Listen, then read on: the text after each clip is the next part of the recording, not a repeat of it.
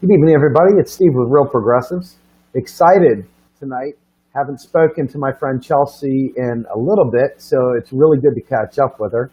But while we've all been going on with our lives, doing different things, many of our activists within the progressive community have been up in Flint, Michigan, fighting, trying to help the people up get their water working and back in order. And it's extremely exciting to see people so passionate about protecting the water supply and helping those who are in desperate need.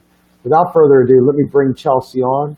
Chelsea, welcome back. How are you? Hello. I'm so happy to be here. That's awesome. So I see you are just beaming. Talk to me a little bit about what's going on up there so everybody's focused. Tune us in.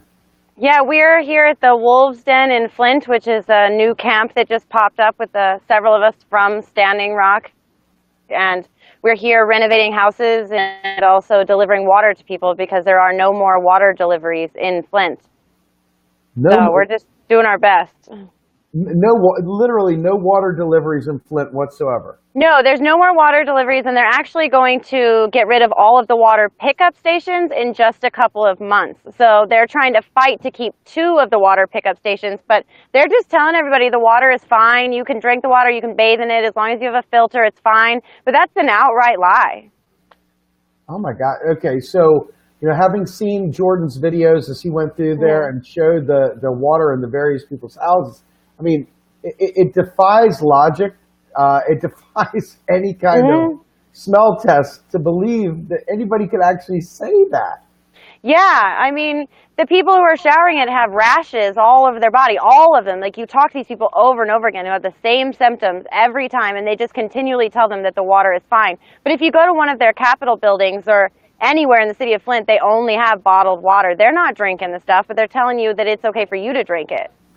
That's just disgusting. All right, so tell me a little bit about the differences between this camp and where you've been at Standing Rock and so forth, because obviously this is a little bit of a different situation.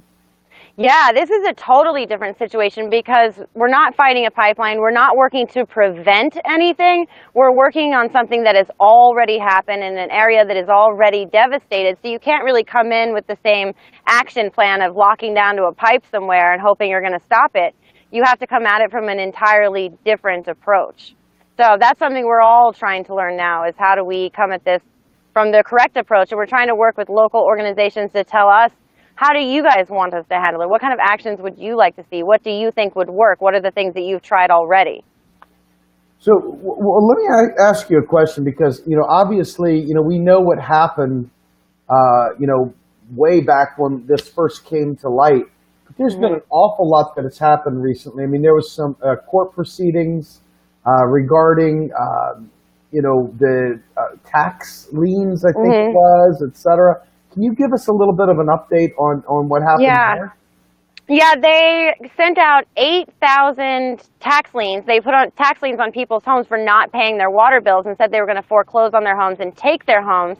They have something here called the Land Bank of Michigan, which basically has made their living off of foreclosing on people's homes for minor infractions like this. And now they own nearly half of Flint, Michigan, and they just let these lots sit entirely empty. So now there's 8,000 people who are facing eviction from their homes for not paying for poison water, which is the highest rate water in the country. They have the highest rates for their water bills in the country for poison water. And the city council has passed a moratorium saying we're not going to evict them, but it hasn't been signed off yet by the state. So it's still in limbo. These people aren't safe yet. So what is it that we can do to help out your efforts, but in general, what is it that we can do to assist in this? God knows there's been plenty of publicity, and yet it's still not getting the kind of attention that it should get. Well, I mean, obviously, first, anybody can come out here and join us. That's a great way to help. But if not, I mean, really just raising awareness, because most of America thinks that this is over, because it was very much in the spotlight 3 years ago when it happened, and everybody came down with the Tide trucks and the donations. But then it really went away, and people kind of assumed that Flint, Michigan was fine and the water must be fine, because if it wasn't, people would be talking about it, and nobody is. So now you just have very small outlets. So it's about raising awareness that this is still a huge problem and that there are still people on the ground trying to fight back. So, well, speaking of fighting back, can you tell us a little bit about what it is that you guys are actually doing on the ground as that field unit goes? Right now, we are not participating in direct actions at the moment. We're working on helping the community. Mostly delivering water is the biggest thing that we can do to be helpful for people. But there's just tons of these abandoned properties that nobody is occupying. They're being pushed out of their neighborhoods. There's people living on a block entirely by themselves. So we're trying to renovate some of these homes, make them livable again for the people who are being displaced. And then while we're building our numbers and getting organized, and we have a lot of organizers coming, then we'll start talking about things like actions and fun stuff. But, we have plans in the works. Well, so, I don't know what you can tell us in terms of the people. I mean, I noticed some of the same faces, some of the same, trucks and stuff like that. Yeah. Previously. Who are some of the people that we might know and love that are out there with you? Well, today, Angelo Wolf and I have been here from the beginning. I know everybody loves Angelo. But today we have Ernesto Burbank and the relatives in prayer. We have Dee Dee here, Ephraim, John. We've got a ton of our relatives back together. And it's been amazing. It's been amazing these last few weeks since we've been here. I think we've only been here for 2 weeks at this camp. And it's grown so fast. And we've had so many people come out and show their support that sitting here today eating the fry bread tacos, it feels just like we are back at Ochetti with all the same people. It's been fantastic. That's awesome. I mean, it's kind of funny because it's like, you're there to solve the problem, or to at least help mitigate the problem for the people of Flint, Michigan. But yet at the same time, there is something somewhat spiritual about being amongst people who are of like mind, who are fighting for the same causes, and are out there actually putting their efforts in one direction. I mean, talk to me a little bit about that spiritual connection you guys have. Well, I mean, I think everyone here agrees that we're doing something bigger than just Flint, Michigan. We're not going to stop at Flint, Michigan. We didn't stop at Standing Rock. We're going to do something here. We're going to go to the next city. We're going to keep this going until we have changed the way that this country operates entirely. So when you have that kind of shared vision, you can move forward as a team, and you have to let go of little tiny things and say, we have a big goal and we're going against something huge, and you have to stand in solidarity, and that you become a family overnight, and you're living together, and you're spending so much time together, and you're not showering, and everybody's a mess. So, you get real close real fast. Bonds form, Yeah, it's a mess over here. So has any of the political figures joined in your fight, or is it largely just activists? It's largely just activists. I'm working on the Green Party. I'm working on it, see what we can do there. But it's mostly just activists taking, their own free time and coming out here on their own and saying, this is not right and I'm going to help. Because the politicians here, this is one of the most corrupt states I've ever been in. I had no idea the layers of corruption in the state of Michigan. Their governor should be in jail, but none of them are doing anything about it. And I think most of the ones, like in the local level, they don't have any power to do anything about it. What is the refrain from the people there, the regular folks? Do they just sort of feel like this is just the new norm, or do you feel that they have hope, or how are they viewing their world now that? I can't speak for all of them, of course, but most of the ones that we've talked to, they're run down, they're tired, they're sick, they've been dealing with this water for years, they have health impediments, they can't do it anymore, they don't know what else to do, they've hit a wall. There are some groups here that are amazing, like Flint Rising is amazing, Melissa Mays, she's the one who got the $100 million and fought for that to get the pipes replaced, but they get these little wins, but still the pipes are not replaced, still the water is not good, so a lot of them, they just have lost hope. They just think that this is the way that it is. And many of them, they can't afford to go anywhere else. They don't have any other options of going anywhere else. They've lived in this home forever. This is where they're from. This is where their family is.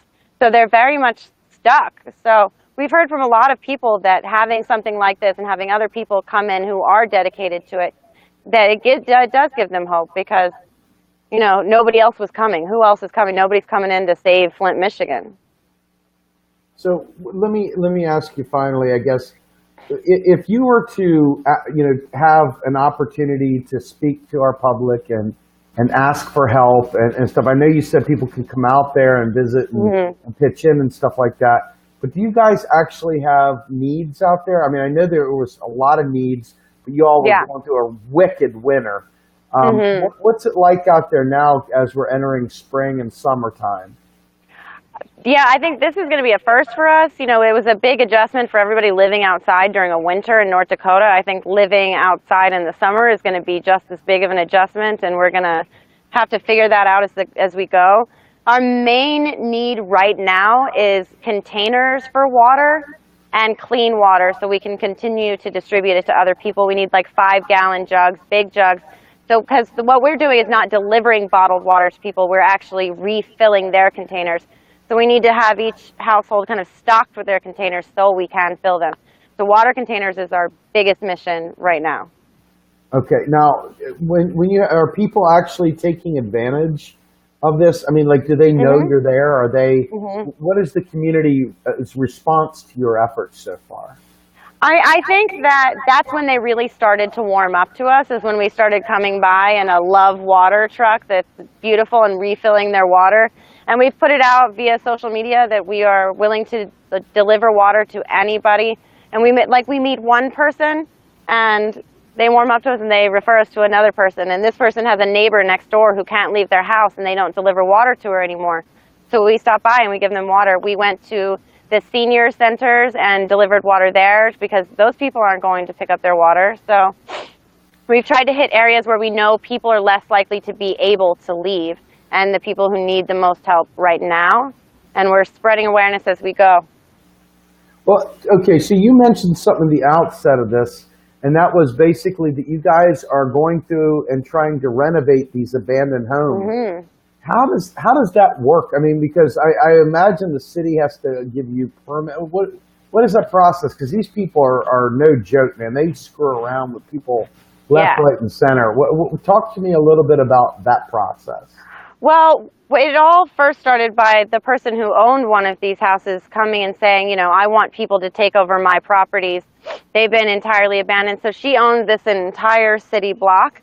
And she believed in what we were doing, and she offered the land to us. We are now leasing the land from her. We're kind of turning it into our little compound. But as soon as we did that, other people started to reach out, and they said, I have this property, I have that property. Can you please help us fix it? They want to support what is happening here. They want to make it possible for us to be here. And if that means giving us space to be, they're willing to do that. It's absolutely amazing. Yeah, I would say so. So what is it? What is the next things that are coming up right now? Obviously, you guys are pushing for water, you're pushing for containers, you're helping fix properties. What's next? Are there any legal things coming up? Are there any court hearings coming up? Are there any events? Well, the first thing, we're still fighting that 8,000 tax liens. We're still trying to fight against that, and whatever we have to do to stop that from happening, we are willing to do that. They're also, like I said, they're taking away all of the water stations. So now there's a testing period between now and June 30th where we're trying to galvanize residents of Flint to go pick up these testing kits, test their water, and return them, because if they end up with a higher percentage of lead, they will keep 2 water stations open in Flint.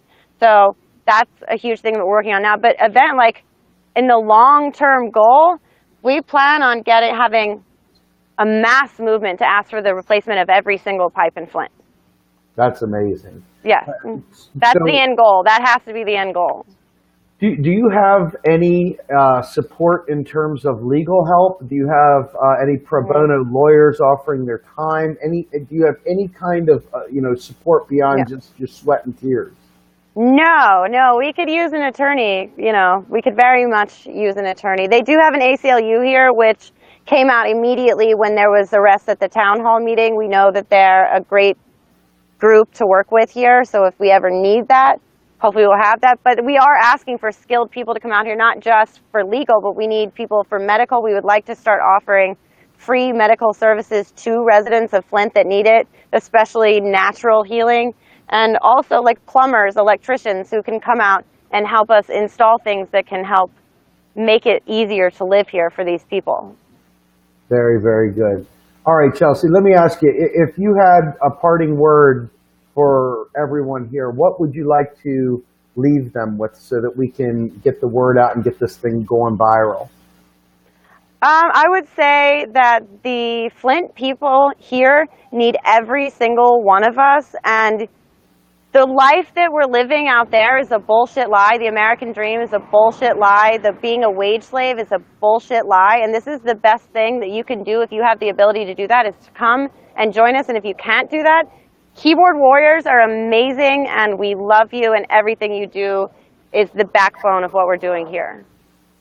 Awesome, awesome. Yeah. All right, Chelsea. Well, look, I'm going to go ahead and let you go. Please check back in with us soon. We miss you very much so. And we'll be pulling for you if there's anything that we can do here. If something comes up, we'll get you on the air as soon as we can. Okay. All right. Thank you, guys. All right. Have a great day, Chelsea. You too. All right. Bye-bye. Bye.